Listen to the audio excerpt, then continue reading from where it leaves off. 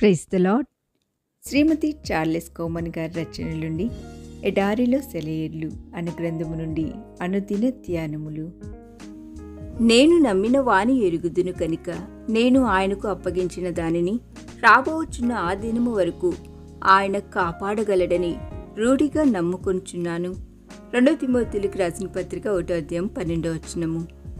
గొప్ప రసాయన శాస్త్రవేత్త అయిన సర్ మైకేల్ ఫారడే మరణ పడక మీద ఉన్నప్పుడు జర్నలిస్టులు అతడి వద్దకు వెళ్ళి ఆత్మ, మరణము, మరో లోకము అనే వాటిపై ఆయన ఊహాగానాలు ఏంటని ప్రశ్నించారు. ఊహాగానాలా? మరణపుటంచులో ఉన్న ఆ వ్యక్తి ఆశ్చర్యంగా వాళ్ల వైపు చూస్తూ అన్నాడు, ఊహాగానాల గురించి నాకు తెలియదు.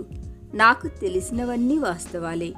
నిత్యమైన వాటి గురించే నేను ఆలోచిస్తాను. ఖచ్చితమైనవే నేను తెలుసుకుంటాను. ఊహాగానాలు నాకు నచ్చవు. చిరునవ్వు నవ్వుతూ అతడు వాళ్లతో అన్నాడు, రుజువు చేయబడిన ఖచ్చితమైన నిజాలే నాకు కావాలి. నా ఆత్మ ఆక్రందనలు ఆలకించి ఆదరించేవి అవే. వ్యర్థమైన మానవ వేదాంతాలు నాకు అవసరం లేదు. ఊహలు, ఊహాగానాలు నాకు పరమాసహ్యం. దైవవేశంతో లిఖించబడిన పుస్తకమే నాకు కావాలి. ఎందుకంటే అందులో విశ్వాస ప్రతిపాదన ఉంటుంది. మానవుడి కల్పన కథలు నా ఆత్మ అక్కర తీర్చలేవు.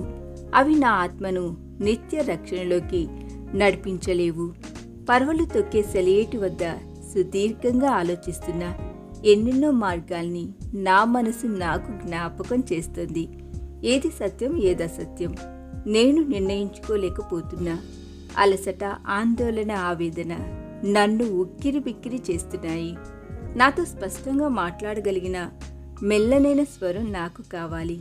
నన్ను గలిబిలికి గురిచేసే జనధ్వనులు, రణధ్వనులు నాకొద్దు. నిత్య నిశ్చేతనిచ్చే నిత్యత్వపు స్వరం నాతో స్పష్టంగా మాట్లాడాలి.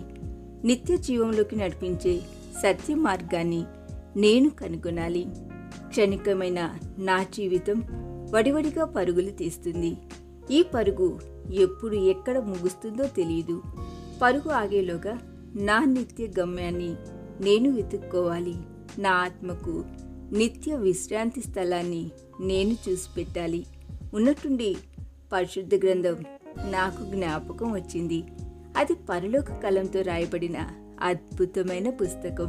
అందులో కల్పితాలు కానీ కల్పన కథలు కానీ ఉండవు. అందులో ఉన్నవన్నీ నిత్యరాజు పలికిన సత్య పలుకులే.